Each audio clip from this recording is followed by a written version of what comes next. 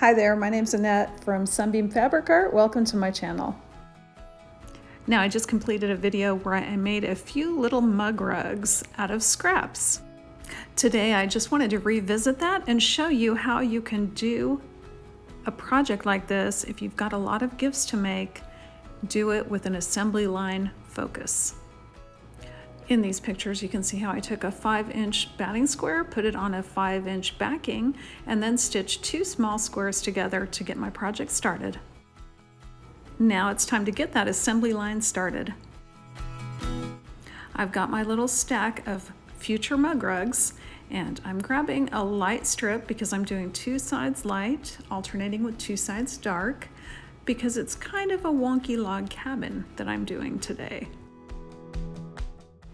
Now I set aside all the light colored fabrics, separate from the dark colored fabrics, and here we go.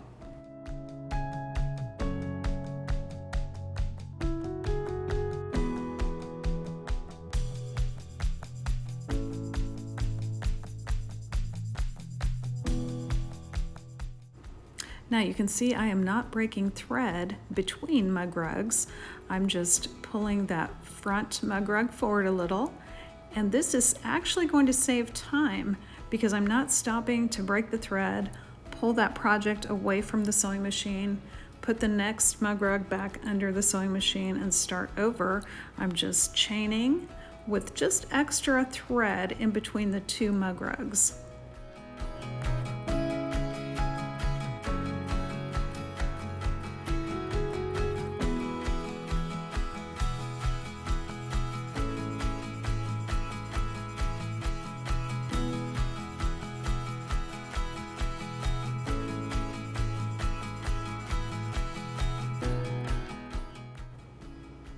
Once those are stitched, I take these mug rugs and clip them apart. I trim all the excess thread away as well. Now I'm adding my next strip to one side of this mug rug, and that is a dark fabric. So the 3rd and 4th editions are dark fabrics.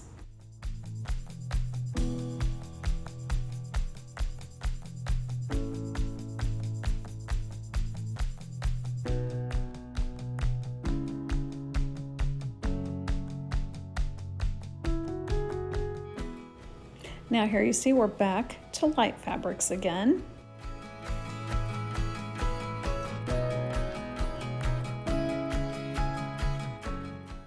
Now I've skipped ahead towards the end here because I want you to see that when you get enough fabric added, you don't even need to pull the mug rug forward. You can just stitch off the edge.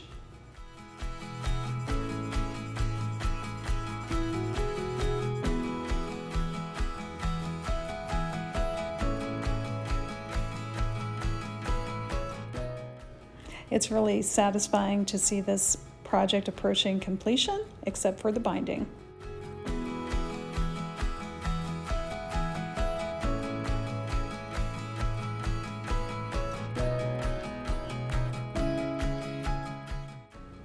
With everything completed, I trimmed these mug rugs to 5 inches square.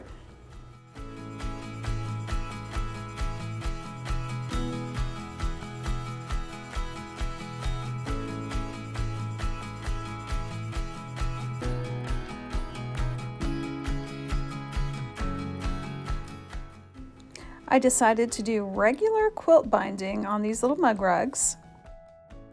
And as you can see, I am still doing this assembly line style. I know how long my binding needs to be, so I'm cutting lengths and matching those up with my mug rugs.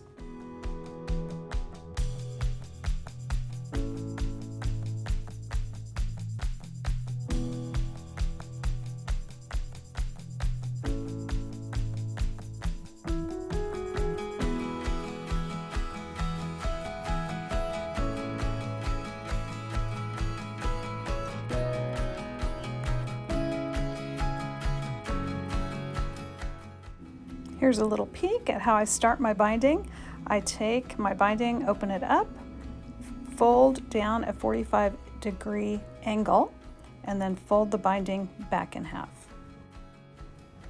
Now I'm going to go ahead and clip that to the side of my mug rug.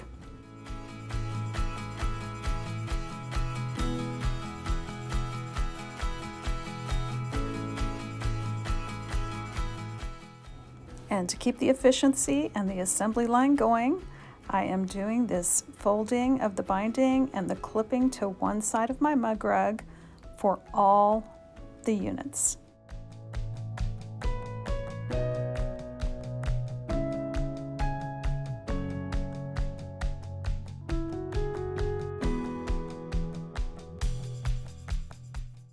Now you see I'm stitching side one of the binding only.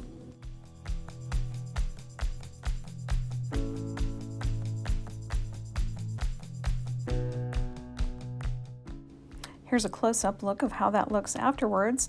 I started my stitching about a 1/2 inch after the diagonal pocket, and then at the end of the side I stitch off the corner at a diagonal as well.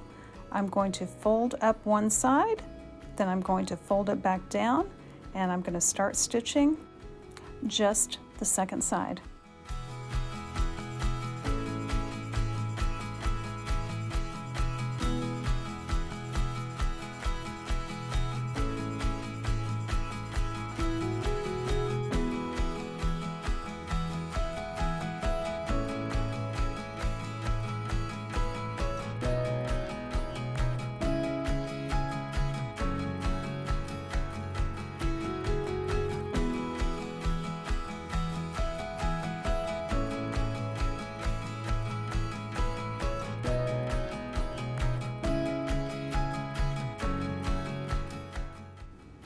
After I stitched the second side, I went back with my assembly line process, doing the same thing to the third side and also the fourth side.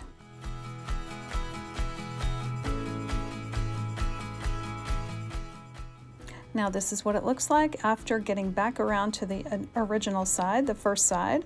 I'm going to do my fold the same way, then I'm going to cut a little diagonal angle with enough overlap that I can tuck that tail end into the pocket.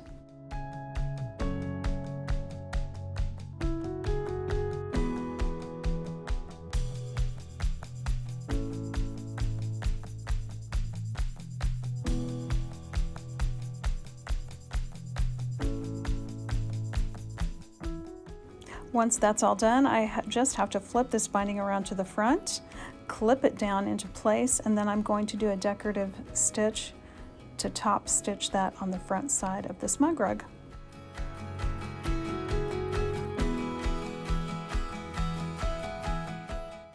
Once again, back to the assembly line process. I'm putting the clips in all the mug rugs before I stitch them.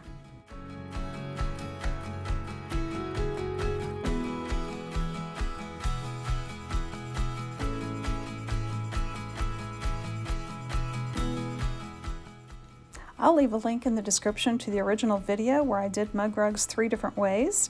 This is the log cabin way, but I just wanted to show you how easy it is to do anything like this that's a gift, or you want to make a lot of one thing. Just do that assembly line process. You will save yourself enough time that it will definitely be worth it. If you're enjoying my channel, I invite you to subscribe and hit that little bell icon to get notified of new content. Thank you so much for joining me today, and I hope to see you back real soon.